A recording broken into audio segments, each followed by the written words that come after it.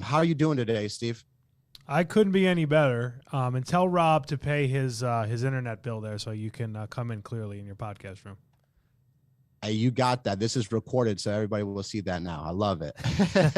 But awesome job, man. So obviously, if you've been around Family First Life, you've seen Steve's numbers, you've seen his work ethic, and you are always probably wondering, like, how does this guy do this? But I promise you guys, Steve isn't anything special. He just works harder than everybody that's on this call, and he puts in more time than everybody on this call. But really, Steve, what I wanted to touch base on is just share a little bit about yourself. You weren't some insurance guru before you got to Family First Life. So if you could just give a quick background on yourself so they can understand that you're not some superhuman. Yeah, wasn't an insurance guru then, and certainly I'm not one now. So I was in hospitality my entire career. Did that for probably a good 16 years. Wanted to be a chef, worked my way up through management, liked management better than actually like on the grind of, working and cooking in the kitchen, but always had a passion for cooking. Always wanted more in the way of business, didn't have the right vehicle, much like a lot of people who get started at FFL. But then it turned into where you found this vehicle, and then you take the hard work that you had from your corporate America world type of a job, and then you start getting paid, and then you're just like, wow, like if I work this hard, I can make this much. So what happens if I invest more and work this hard and then this hard? And then you start doing different things, obviously, with building a team. So yeah, no insurance background whatsoever. But the greatest thing that happened to me in my life probably would be facing different adversities, 7 years ago, going through a divorce, moving down to Florida, having my back up against the wall when I started here at FFL, where the job I was at in hospitality just wasn't going anywhere, and I needed to make a move. So anybody, I'd say this, that has adversities right now, whatever they are, embrace them. And when you're going through hell, keep going, and just keep going and keep following the process, and great things will happen to you if you work hard and follow the great leadership that you have right here. Man, it's one of those things where, we have to go through adversity to give us the thick skin and the ability to fight, more or less, because this is going to be you fighting yourself every single day. And I appreciate you sharing that. It's not something that everything led up to you getting to this point. And that's how you can look at your life, as everything happened to you for a reason. Or you can play the victim game, but you can look at it as an opportunity to grow. But Steve, so can you just give us, how long have you been with Family First Life? I started part-time 2018 of November, and I've been full-time February. So it's pretty much full-time. It'll be 3 years this coming month. Okay, awesome. And then could you share with us what your numbers were in 19, 20, and then this past year in 21? Yeah, 19 was about 700,000 in 11 months, 1.3 in 20, 1.4 in 21, and I need to take a nap in 2022. Focused on getting that health and wealth going in the right direction and duplicating what you're doing. And so obviously, Steve, those are some very large numbers, and people, are thinking, wow, I don't know if I could ever do that. But really, anybody can do that. But I obviously know that came from you deciding to, eliminate distractions and focus on what you could focus on with this business. So really, what would you say that you've learned in the last 3 years running hundreds and hundreds of appointments? Like, what's the biggest thing that you've learned and for you to double from 700 to 1.4 in just 2 years? I think it kind of becomes where you can back into certain numbers in the regards of, like, you can control only so many things in this business. So it's like, okay, 30 appointments. We talk about it, but if everybody actually really looked at their numbers and said, like, do I actually give myself 30 appointments on the regular? And really what that comes down to is, am I buying enough leads, and am I able to fail enough to give myself enough appointments? And do I believe enough in myself? I think that was a big thing for me, when it came to, hey, all right, I'm going to ramp up to kind of do this. It was like, all right, so lead spend has to go from, 1,500 to 25. And then work ethic and time needs to go from, 9 o'clock to 5 in the field to 9 to 9. And then you have to get obviously on board, family and spouse and all that jazz. So those are some of the things I thought of, because I focus on the things you can't control. I can't control who buys. I can't control who doesn't buy.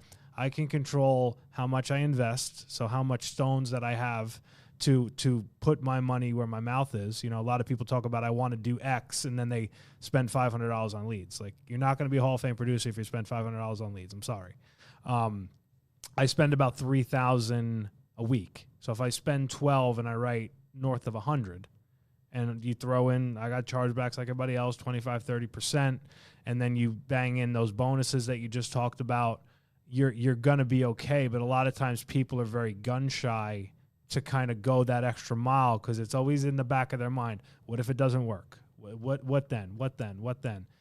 I stopped having that, and I just said, we're going for it, because I believe enough in myself. And you mentioned it earlier about kind of like the training and the things that you do to make yourself confident in what you're doing.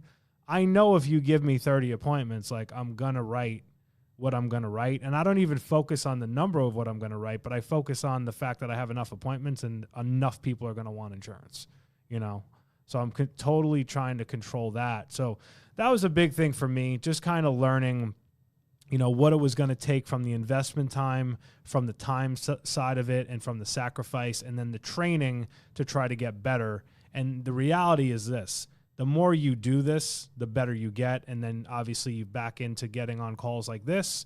You're going to get really good at doing this if you just keep doing it. This is not crazy complicated.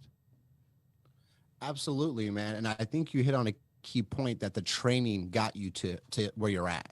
It's not that you have some special leads. It's not that you have some special word tracks or a way of selling. I mean, I imagine you have some good word tracks at this point in time, but you just believed in yourself, and you said, instead of me spending $1,500 a week, I'm going to double that and spend $3,000.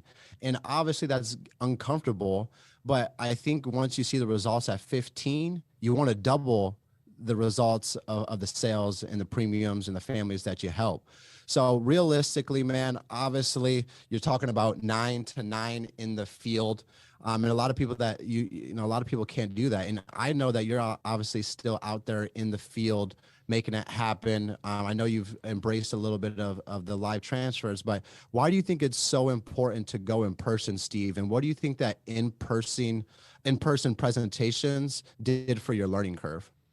Yeah, totally. Look, everything we do with Zoom and the phone, it's cool, but I look at it like it's a filler, right? Meaning, I sold 2 policies this morning, so I'm already 2,200 into the week off of call transfers, which is great. Am I going to do that all day, every day? Probably not. I'd like to have, let's call it 85% of what I do in the field, because I'm a big control person. I need to control the situation from the phone to the in-home, and I do not have as much control on the phone, because somebody can click and hang it up, or Zoom, they can click and get off of it. So the in-home component is where the emotion can come out, and emotion and control are kind of, hand in hand. In the house, I can definitely steer and guide you by asking the right questions to where I want you to go, and really, like, you want me to take you. It's just sometimes people throw up these smoke screens. But the field and in person, to me, is always going to be the bread and butter, and then the other things we do are going to be like the filler. But it's great to have the options, 100%. But I think in the field, you have to get your reps. You have to fall and stumble. You got to make mistakes. You have to see all the components. We always talk about 100 appointments, because in 100 appointments, you're going to see everything. You're going to see Mary can't find her bank account. You're going to see all the stuff that we deal with, because then you're going to know how to actually deal with it. And I think the tough thing for new agents is they quit too early. You know what I mean? Like, they're right on the cusp of getting there, and then they just don't keep going. And the money's made, and I get it. Everybody's got bills, but the money is going to be made. You just have to focus on, how do I get through all the learning curves, and then The other thing with in-homes is it's just, you just have to do it. You know, like a lot of people are getting ready to get ready. When you're in the house, like there's no, like I get it. You can call your upline. You can go in-home help on Slack. There's a million things you can do, but you have to do it. And it makes it where like when you have to do it, you'll do it. And then you'll be successful because you did it yourself. And it wasn't, oh, I relied on a million other people, let's say. It was me there with the people trying to figure out what their issues are and getting them what they need. Yeah, I think it's so important. I don't think I could sell over the phone if I didn't ever sell in person. Yep. And the thing is a no over the phone could end the call, where a no in the home is just one no. I mean, you're usually in the home, you're fighting off no's like you're a gladiator or like a warrior, you know what I mean? Because they can't just tell you they can't physically get you out of their house. Like you got to get up and leave. But I think the what we want to start on first, really, Steve, is you talk about the 9 to 9. Like, can you tell us a little bit about what your schedule realistically looks like? Like today's the first day of the week. We're back to square zero. My man's already at 2,200. What does today look like and the rest of the week look like as far as your scheduling goes? Phenomenal question. So my days in the office, I don't know what's harder, the days in the office or the days in the field. So like in the office on my calendar, and I block out every minute of my day, right? So it's like gym, 5 to 6:30, dialing from 8 to 11. Now I have this call. I have my staff meeting on Thursdays at 12 o'clock. So it's an hour there. I have an agent interview at 1. I have a leadership call at 2. I guess I'll eat somewhere in the middle. I think I have a Zoom with a client, maybe or may or may not happen. You know how that goes at 3:30. A couple other agent interviews. I have some agents in my office. We're going to sit down and spend some time. And then I got to get a haircut every week, 5:30 on Thursdays. And then in the field, it's pretty much 9 to 9. I try to run 8 appointments and then having interviews with agents on my calendar from my recruiter in between. And then I'm always trying to make it a point of like how many texts and phone calls can I send to existing agents to kind of just see where they're at. And I'll give you a prime example. Last night I think it was like a no-show or something happened, and I had a gap of a couple hours. And I flew home yesterday, booked a couple same-day appointments, sold one, didn't sell the other one. I went and door-knocked 2 houses. I booked 2 appointments for tomorrow. In between, I did 2 interviews, hired 2 agents, spoke to 2 others who needed a little bit of coaching, get them on the right direction, went to my last appointment and sold it. So the point of the schedule, and I'm glad you brought this up, is whenever you have things that are challenging, and let's face facts, we fail 7 out of 10 times.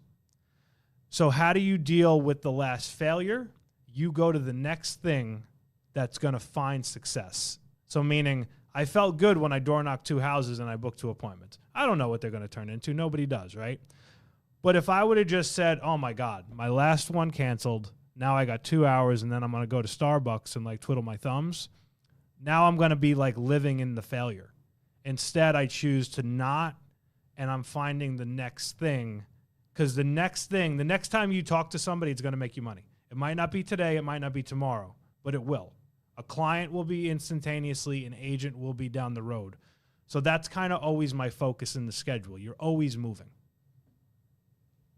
I love that, man. And the biggest thing I really heard from you, Steve, is that the $1 million producer's door knocking. Oh yeah. So just because you're selling $100,000 a month in production doesn't mean you're too good for door knocks.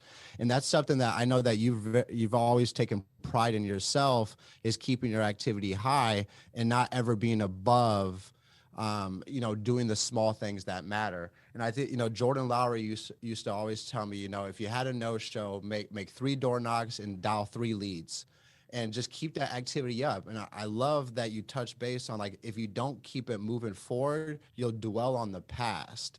And then that can cause an effect into that next appointment or the next person you talk to. And now you just feel like you're failing and failing and failing. And let's be honest, guys, this entire process is you failing forward. How many times have you failed, Steve? Oh my God. I mean, today I probably failed 20 times. It's not even 11. You have to, like, embrace it, to learn from it, and understand it's part of it, and that's what keeps you mentally strong. Yeah, it's one of those things where you just get numb to the failure. It's just a part of the process. It's something that you're going to deal with on an everyday basis. And if you switch your mindset into looking at losses into lessons, this business will completely change for you. And I think there's a lot of agents on this call that they go through a failure or they don't get the result that they're looking for, and then they don't try to figure out why it didn't happen. They rather just, stay in their lane, be quiet, not say anything. The biggest growth moments for me, Steve, is when I got into mortgage protection and I didn't know what the hell I was doing. I'd call Rob or Jesse and figure out what they would have done to sell them. Because I was humble enough to understand that I wasn't that good and that Rob or Jesse would have sold the person that I just sat with. So I needed to figure out why I didn't sell them. The biggest growth moments, I think, in this business comes after failure, and you turning it from a loss into a lesson, and then you're never losing. You're just always winning. You're always moving forward. But so 9 to 9, man, that's freaking awesome. And obviously you got, the family on board. You just had a kid not too long ago. And so there's a lot of people on here with newborns or young children, but what has getting your wife and your family on board with your long days, crazy schedule, like how important was that for you and your family? Oh, it's a game changer. So I think anybody who has that component, you have to sit down, and Mark Mead did this with me early on. He made a T on a piece of paper, and he said, okay, on this side of the T, we got what we want, what we desire, what we're looking for, and everybody wants, right? Everybody gets in here, I want to write 30K, I want to be $1 million this, I want to have a big everybody wants, okay? Focus on what you're going to give. It's like when new agents tell me, I'm going to be a 30K a month producer. And I'm like, great. Are you going to spend $1,500 a week on leads? Oh, you're not? You're not going to be a 30K a month producer. So get it out of your head now. So that was a big thing. And I'll tell you this, like with my wife, she used to work pharmaceutical sales. If she had that job and I had this job, and then we had a 15-month-old and now another one on the way, there's no way. I don't even want to know what it would have looked like just from a schedule perspective. So this business has created by getting her on board where she is passionate about the business, helps me contract, recruit, knows it all, would outsell me if she ever wanted to sell because she's that good.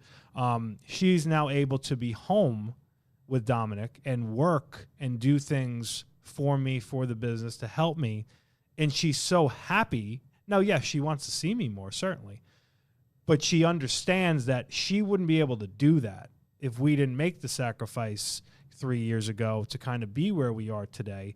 And then also telling your family and letting them understand, like, it's not forever. Like, we're not going to be in the field running 9 to 9 forever. Like, we're going to have goals of times where we build our business to a certain level to where our work is going to change. We're still going to be working, but we're going to be coaching, developing in the office, traveling, meeting agents, all that stuff. And completely our financial world is like 1,000% different.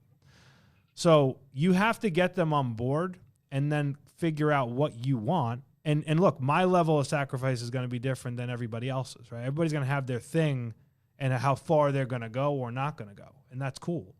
But just get everybody on board with it so there's no surprises when you're not at the family barbecue Saturday night, you're running an appointment. Yeah, I think it's so crucial from the jump to get your loved ones, your family on board with what you're doing and help them understand that you're not giving your life to this business. You're actually allowing the business to give you life.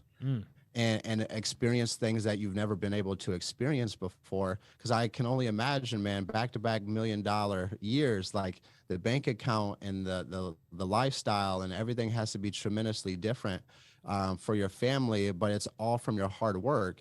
And what you're also doing is you're showing your family that with hard work, this is what we can accomplish. Because let's be honest, most of us come from family dynamics where, one person maybe worked hard, the other person didn't work hard, or they did the bare minimum and ran that rat race of the 9 to 5 and then passed away, and just there was nothing that changed about the family's trajectory or the next generation. And we have the opportunity to be that individual to change the trajectories of our families by putting in work for a period of time that's not 30 years, that's not 20 years, that you can really, 5 years, 10 years, just really whatever you want it to be, you can create that in a very short period of time. And that's what I'm most excited about, man, is I'm 27 years old. And I just think by 30, I know what is possible here. I'll just leave it at that. By 30 years old, my family's entire life is going to be completely different.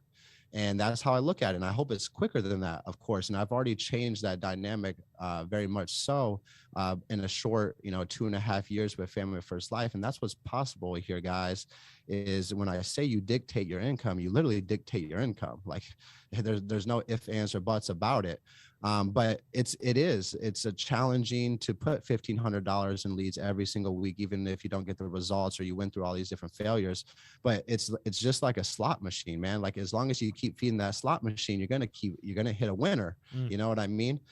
But the cool part is you're betting on yourself, and that's what I love. I'm not a big gambler. I don't know about you, Steve, but I'll bet on myself every day of the week. Not the Miami Dolphins or the Chicago Bears. Like those are very disappointing teams. Definitely don't bet on either of them, please. but at the same time, like I love being in control of my income based off of my activity and my attitude.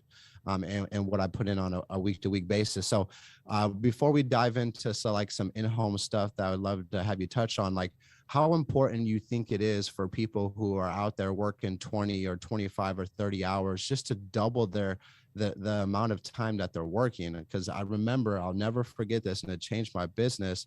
I was sitting at a meeting and Sean Mike looked me in the eyes, Steve, and was like, how much are you doing a month? I wasn't even doing 20,000 yet. It was like 18,000. And he was like, well, how much do you think you're working? And he's like, be honest. And I was like, 30 to 35 hours. He's like, more like 20 to 25 hours. Because if you were working 30 hours, you'd be at least issuing $20,000 a month. So that's what you guys got to understand. So how important do you think that is for a lot of people who are on the edge or feel like they're not getting ahead, about just putting in more time and effort? How important is that, man? It's huge, because I think this industry can be very feast or famine. The ones that are going to go above and beyond are going to make it. They just are. When you put in the extra time, you put in the extra work, you work it like a real job, like a day like today. If you're a new agent and you're dialing from 8 until you book 15, and then after that, you take an hour to go through underwriting guides. You take an hour to listen to a podcast.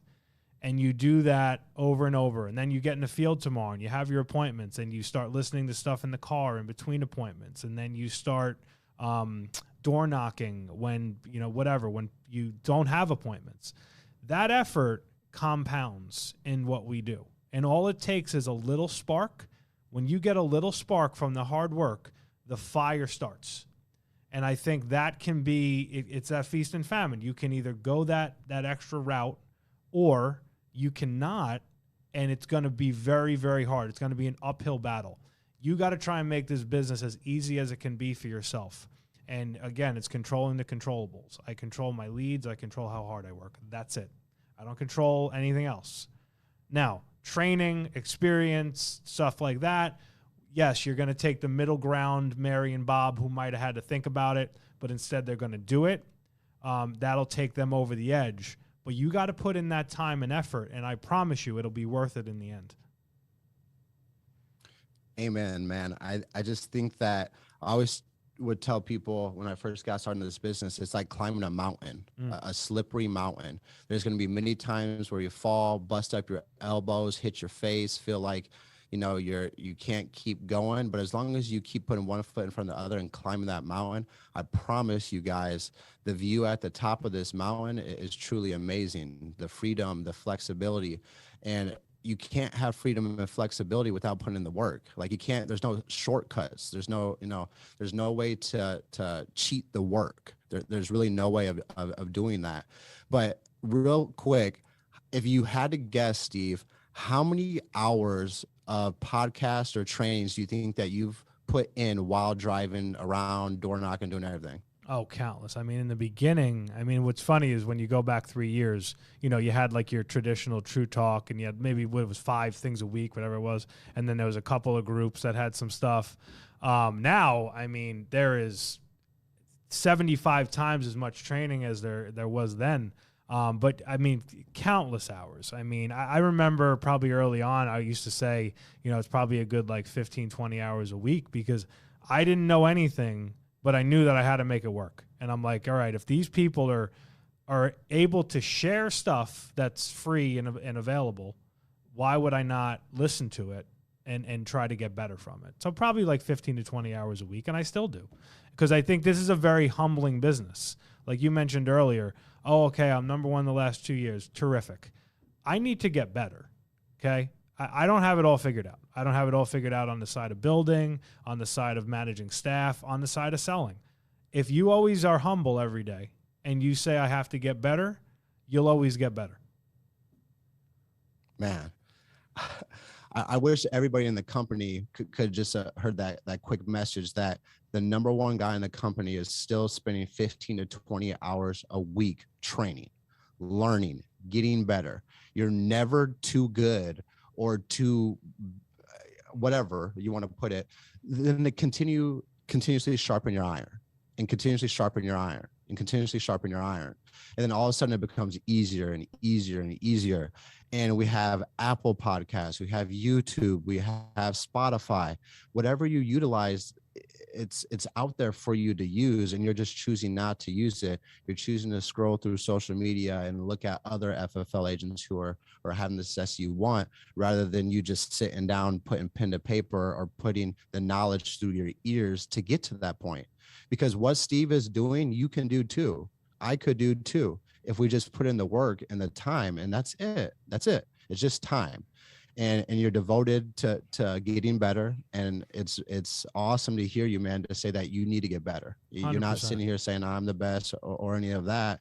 And that just speaks volumes of yourself, man. But obviously everyone wants to know, how the heck do you sell so much insurance? And obviously it starts with setting the table. And like you said, guiding them to where you want them to go, or guiding them to where you want the appointment to get. So real quick, if we could just run through like you walking into the home, setting the table, word tracks that you use, and I can be your client and we can role play here real quick. Yeah, no doubt. There's 2 big focuses I have for in-homes. One is keeping everything, and phone too, keeping it crazy, stupid, simple, right? So meaning like I do not want to overcomplicate. I understand the clientele, the middle American client that we meet with, busy, has a lot of stuff going on. Sometimes they're very disinterested on the phone, what have you, even in the house. So I got to keep it, we do simplified issue for a reason, to keep it simple. So a lot of people, I think, go into this with all this fluff. I need presentations. I need this. I need that. No, keep it bare minimum, grassroots, and get to the bottom line of what the person's problem is. The second thing that I think is the reason I'm able to write a lot is because from an underwriting perspective, I'm selling you, the sales job is me selling you what you can get. Okay. So like everybody wants, I want $1 million insurance. Okay, Bob, you're 73 with COPD. Like let's pump the brakes. Let's talk in reality. So I think that's quote unquote the sale, in my opinion. Selling you what you can get. And what does that go back to? It goes back to you educating yourself on becoming a good underwriter. And I'm not saying become a good underwriter at 8 o'clock on dial day. I'm saying become a good underwriter after you have 15 appointments. Because now if I become a good underwriter, I have confidence and conviction when I talk to you, and I can now find you what it is that you need that will fix your problem. And I think those are two lost arts. You get a lot of times in like our in-home help, for instance, it's like, 75-year-old wants 200K. Can we do that?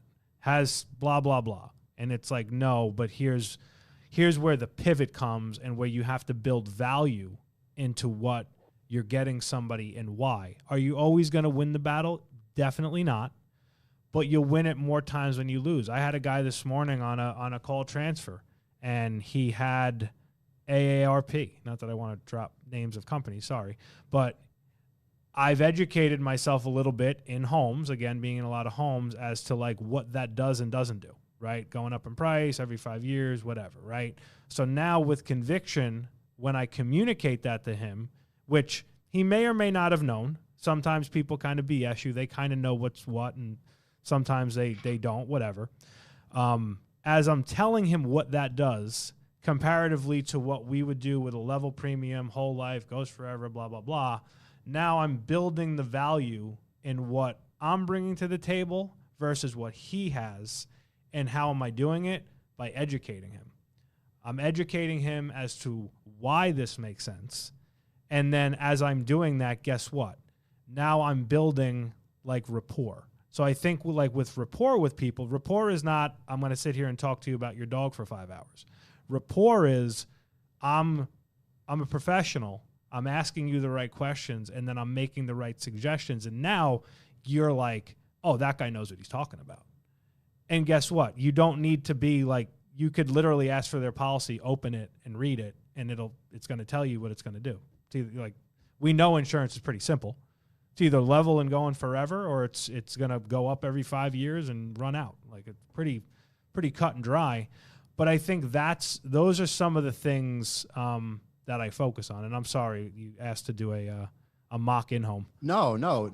We'll do that here shortly. But you hit on something that I'm a big believer in is being an educator. And I love the fact that you said that the rapport building goes through the educating portion. A lot of times here, guys, they're just looking for a quote. But when we provide them with value that they aren't asking for, or educating them in a way that no one's ever educated them before, the belief and trust in you as the professional goes out the roof. And I feel like that's something that I've done myself in my selling way, or whatever way you want to spin it, is I'm a big educator. I want to inform them about term and whole life insurance. What live transfers taught me, the question I asked, probably the third question I asked on a live transfer is, do you know how life insurance works? And it has blown my mind about the amount of people who have said no. And then I'm an educator right from the jump. And that's why I feel like I've had success over the phone, because I've taken that education approach to being over the phone versus just getting straight to the quotes or getting, I just want quotes. I know you just want quotes, but it's important for you to understand how this works. Can we agree on that? Or are you just going to buy something because it's cheap? Like, you need to know how this is going to work. And that's taking control back. And always having control in the home is so important here, guys, because as soon as you lose control and you're backpedaling, there's no motion or no sales or no applications that are going to be taken when you lose control in the home and you're on your heels versus being on your toes. And it's you training and you plugging into word tracks and different things to utilize in the home so you take back control. I'll never forget this, Steve. It's probably in August. I was taking an agent out on a field appointment, and the guy, we were like 3 minutes late, and he was at the door, mad as all get out for us being 3 minutes late.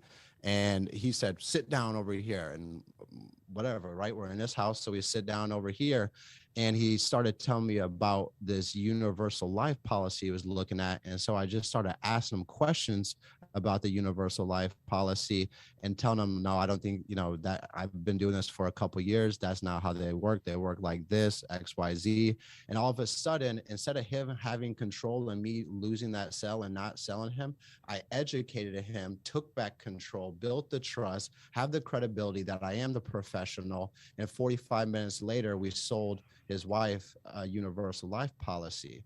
And that agent was like, I was so scared. I had no idea. Like, I don't know how you made that work. And it was just because I was not fearful of him at all. I'm the professional. I took the course. I've run hundreds and hundreds of appointments. I'm not going to let a guy who's not licensed tell me about life insurance. Like, that's just not how this is going to work.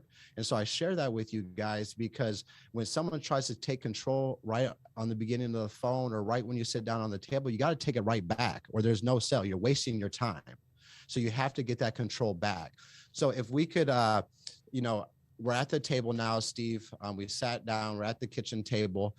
Could we just kind of run through a typical in-home for yourself? Yeah. So typically I have an numerical folder, financial inventory, and I'll just say, hey, Gage, my name's Steve. Here's my card. I do financial planning, mortgage protection, final expense.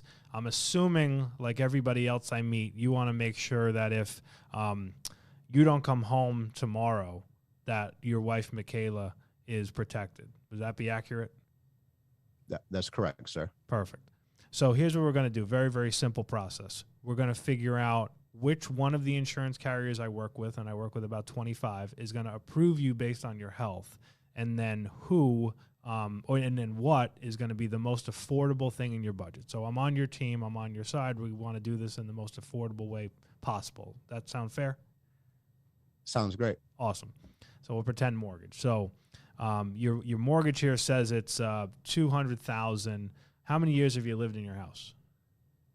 I've lived here 3 years. Perfect. So you did a refinance, I'd assume, right? Correct. So we got a new 30-year loan. What would you say is the value of your house? It's about 320. Okay, awesome. So you got a lot of equity. That's great. So health, have you ever had anything major in your life? Heart, stroke, cancer, anything big? Nothing big, man. Perfect. Anything more minor you take medication for, blood pressure, diabetes? Yeah, I'm a type 2 diabetic. Got it. Okay. What are any other medications you take or were prescribed in the last 7 to 10 years? Just taking this metformin. That's it. Okay, perfect. Do you have any regular life insurance outside of your job currently? Not outside of work, but I got one at work, man. All right, perfect. So you kind of know how the work stuff works, like you rent it, you don't own it kind of a deal, right? Not really, man. Yeah, so basically the way I look at work insurance is they could fire you tomorrow or you could leave tomorrow and you're not going to keep the insurance. Does that make sense? That makes more sense now. Perfect. So budget. I'm big into the budget. Again, we want to make sure this is affordable. So what would you say now is your new monthly mortgage payment after refinancing? It's about $2,000. So $2,000. How much was your old mortgage payment? It's about $2,600. Awesome. So you saved $600 a month. That's awesome. Congrats. Yeah, man. I had to do it and got one of those super low interest rates. That's phenomenal. Great. So now let's break out income. So what would you say is roughly your net monthly income for yourself? About 4,200. 42. And what would you say for Michaela? It's about 2,000. Got it. Okay, so we got 62. In addition to your loan, what would you say is your outgoing monthly expenses? With everything, if I had to take a guess, probably about 1,200. Okay, 12. Got it. All right, and let's always go worst case scenario. Life happens. You got stuff you want to do. Let's even throw another, $300 there for just life, right? So now I kind of break that out. So then I'll look at, a couple of options. And here's where I think some agents get hung up. I don't want to show 17,000 options. I want to show 2. And I also want to try and keep it within a certain company, right? So you said you were diabetic. Okay, so you said just metformin, you said, right? That's correct. And let's assume you're 48. Yep. Just for round numbers, right? So let's say I'm going to show you a couple options. We're going to see which one makes the best sense. What we're going to do here, though, the most important thing is we need to apply for coverage. We're going to run an app. They're going to run your health background. We're going to put all your information, social, banking, set up Michaela as your beneficiary, and then we're going to submit to see if they're actually going to take you. I work with all the companies. I'm going to work hard for you. I think I know some ones that'll take you with the diabetes, but I don't know 100% for sure. It's kind of a crapshoot. So then let's say I show the full loan and then half of the loan, right? And I like to usually show like 30 years if I can, let's say, because I like to educate people on longevity. So I'll say things like, it makes the most sense to do a 30-year plan because your premium's going to be level. It's never going to go up. You're going to cover yourself for the longest amount of time. And I do this even if they have a shorter loan, because if they have a shorter loan, I'll say things like, at the end of the 15-year mortgage, like, you're still going to need insurance. Does that make sense? And you're going to be getting older, right? So I might show, let's say 30 on the full and 30 on the half. Let's say one is whatever, $120 and the other one's $198. Of those two options, Gage, what do you think would fit your budget best? I'd have to really look at my budget here, man. I'm not quite sure at this moment. Cool. Awesome. Well, let's go back to that because we have it. So these numbers you gave me, do these look accurate, or do we think maybe there's another like $200 to $300 that you're spending on whatever? No, I'd say those numbers are pretty accurate. Okay, got it. So we know we have, and let's pretend we have an extra, I don't remember the numbers. Let's say we have an extra $300, okay? Let me ask you this question, and actually we'll assume that I have both you and Michaela here, and I'll say to Michaela, this is for you. You told me how important this is earlier on. If he doesn't come home tomorrow making double the income, what would you do? What would be like the first thing that you would do? And then she's you're gonna talk. I'll pretend I'm her. So okay. Let's say I don't know. I would probably have to figure out how I'm going to continue to pay the bills. Makes sense. So what we're going to do here is I'm showing you the full and the half on the loan, but we know we need to do something, right? We're all in agreement there. Let's look at a third option, which would cover a year worth of the mortgage payments, because here's the way I look at it, Michaela. If something happens tomorrow and I gave you at least a year, you could now live here comfortably for a year. You could then in the year fix up the house and sell it. You could then also leverage your equity and refinance. And I don't remember the numbers. If it's $250 you owed, and I think you said it was $320. If today you have $70,000 of equity, obviously if something happened in 10 years, your loan's going to be lower, your equity is going to be higher. So now the year that I give you gives you longer time, and it gives you more equity to work off of. But if we have nothing, obviously, like you just told me, we have nowhere to go. Does that make sense? Makes sense. Perfect. So the biggest thing here, again, us applying, we'll go with the low number to make sure they're going to actually approve you. And then we're going to have 30 days to kind of review it. So then I start the app, and I just start asking questions like, all right, what's your this, that, and the other thing? And I kind of assume my way through the entire app to the end. So it's kind of something like that. Yeah, no, and I appreciate it. I mean, it's obviously this is mock here, guys, but what it is what I learned really is how simple you keep it. You know, some people have financial inventory sheets and are asking this, asking that, asking this, asking that, and it's just like, hey, what's your medical conditions? What prescriptions you had in the last 7 to 10 years? How much do you own on the house? What's the equity? Okay, cool. As far as your income, what does that look like? After all your expenses together, what does that look like? Like, not breaking it down. I know some people literally break down gas, X, Y, Z, this. It's like, let's just do round figures, keep it simple. Not, why do you need to know that type of scenario? It's just, what does that look like so I can get an understanding of your finances? So I appreciate you sharing that. I really do. Now, obviously, you're running tons and tons of in-homes.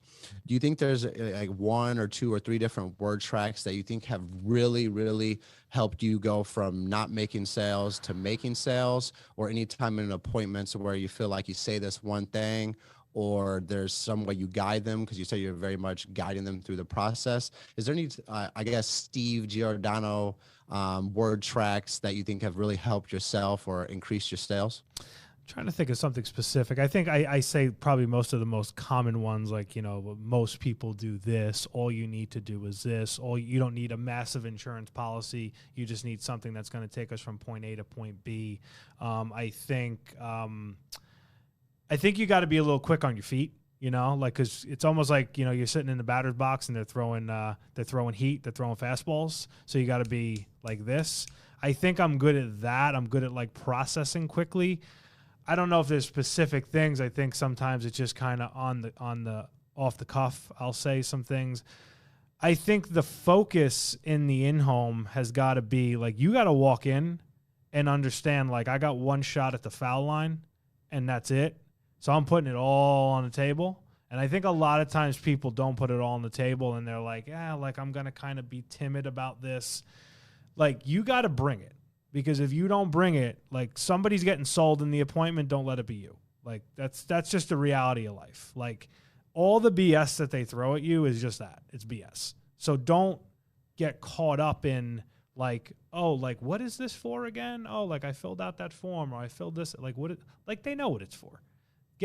Keep your process strong to make sure that no matter what something is said to you, you go through those steps. So, like, those questions that I asked, the ones I just asked you, that's the appointment. Like, and I'm like rapid fire. Like, I'm like, what's next? What's next? What's next? For a couple reasons. Again, simplistic and fast. And two, I got a lot of appointments. I'm not going to sit here with you for 3 hours. I'm not that guy. I don't need to be that guy. I don't want to be that guy. I want to get down to business and find the problem and fix it. And I want us to work together. And if I feel like we're not working together, yeah, I'll push a little bit, but like, I'm not gonna sit here and fight with you. Like, if you don't want to, I'll tell people. I'll say, like, look, if I die, my wife's gonna get like $5 million. If you die, like, she's gonna get nothing. Like, I'm good either way. I want to help you, but, you know, I'm out if you don't want my help. And I think that's where a lot of agents struggle, Steve, is those tough questions or those tough phrases or digging into the why. And the thing that you keep saying is the problem. I find a problem and fixing it. If you don't find a problem, how can you fix it? Correct. You have to identify the pain point. You have to identify the hole in their family's foundation, right? So I really think, Steve, like, when someone tells you they need to think about it, or like, was there a point in time or certain appointment or a certain time where you were just like, you needed to say something and you said it, it worked, and you sold? Like, what did that do for you? Oh yeah, I'll never forget. It was like probably my second month, and it was not a pretty scenario, whatever, final expense. And I fought this lady, and like, she got approved she got the client with like 2 companies, and she finally got one. Like, this was a battle to get banking and the whole thing. And then, so funny, I think it's still on the books, pretty sure. She called me like a year and a half later, and she's like, hey, you don't call me and ever like see how I'm doing. And I'm like, yeah, because you fought me for 3 hours. I'm like, that's why I don't call you. But I think I got to a point where I was like, look, like, I got to fight for you, because if you're telling me in the beginning, and I think in her scenario it was like she needed something for her son or whatever it was, and she wasn't in great health. If you're telling me that, I have to fight for you, even if sometimes it seems like I'm fighting with you, but I'm fighting for you and your family. And people like respect that. They really do. It's such a key thing that I think that us as agents, when you have an opportunity and you need to say something, and you choose not to say it because it's a tough question or it's going to make the situation awkward or uncomfortable, and you choose not to say it, you're choosing to go backwards. Yep. You're literally choosing to go backwards, because you don't stay still. You're either going forward or you're going backwards with every appointment, with every call, with every in-home, with every transfer. You're going forward or you're going backwards. And it's okay to go backwards, because it's going to happen with the failure, but you can go forward if you learn your lesson or understand what you could have done differently. So then that's how you step back to where you were. But when you literally start asking those tough questions, you get more confident in yourself that you are the professional and you are standing up for the client. And what we have to understand here, guys, is we're dealing with middle class and low class Americans. So most of these people, they don't have life coaches. A lot of times their families never had life insurance. You know, how many times, Steve, have you heard, well, my parents didn't leave me anything. Oh yeah. And it's like, okay, do you want to continue that tradition, or do you want to you want to break that cycle? That's right. Like saying something like that, right? And I just think that when you take every opportunity to stand up, or you see an uncomfortable situation and you choose to get uncomfortable, that's you speeding up your learning curve. That's the difference of you doing 10K in a month and you doing 20K in a month. That's the difference of you doing 15K in a month and doing 30K in a month. So I think that when you get in those moments of times where you know you need to say something, or you know you need to address something and you choose not to, you lost the sale. You're losing the sale. Absolutely. So you have to ask those tough questions, because those tough questions are going to lead you to from going and think about it to submitting an application. And that can be the difference of someone writing 5,000 a week and someone writing 10,000 in a week. Someone writing one application to writing 4 applications. Yeah. So I appreciate everything that you've shared here with us, Steve. 2 last things here for you, man. I'll let you go. I do appreciate your time. Number one, man, I know people want to know what type of leads that you're running, and you can be completely transparent and real and raw with people, because I think that you should strive to where Steve's at. Yeah. So really, what does your lead flow look like for being $1 million producer? Yeah, I think, look, I run a lot of mortgage. I'm not going to sit there and act like I don't run a lot of mortgage. I probably 60% mortgage, 20% like CRM, some game time in there, and then maybe 10% now call transfers. You know, because you gotta, with mortgage, obviously, in any direct mail, you gotta understand, like, the flow can be very kind of up and down, so you gotta obviously react. So that's pretty much probably where I'm at. Okay, good deal, man. And that's the thing that I try to preach to our agents is like, look, you know, a lot of our Hall of Fame producers at Family First Life have a mixture of a lead type, but most of them have some type of automatic lead flow. And I always like to say, when you automate your lead flow, you automate your deposits. And that's something that you should all strive towards. And it's not that we all come to this business in a different financial situation, but you have the ability to work up to that point by putting in the sweat equity of you going out and making it happen and learn how to sell life insurance. But truthfully, the last thing that I would love to hear from you, Steve, is number one, man, like you being in this business for 3 years and you running a ton of appointments. What do you think is the biggest growth moment that you had, or when you like felt like you turned a corner? Because I feel like there's always some appointment or some week or some scenario where it's just like it like switched for you. Like, can you share that with us?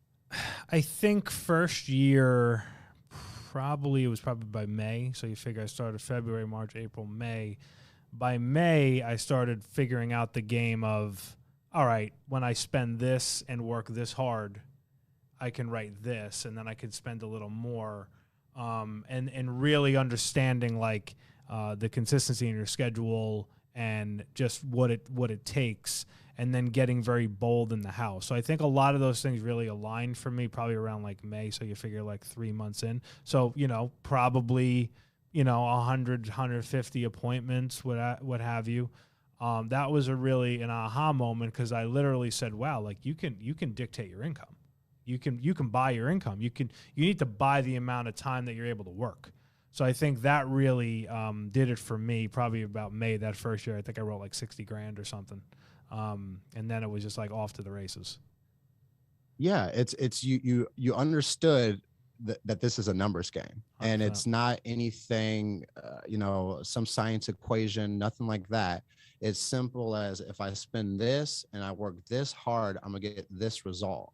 Yep. And so I appreciate you sharing, Steve. I do value your time, man. It means a lot. If you guys got any value out of today's call, please drop a 1 in the comment section for the #1 producer in Family First Life. Funny. If you have any any parting words for the enhancers here today on payday, so we can send them off back into our Zoom rooms?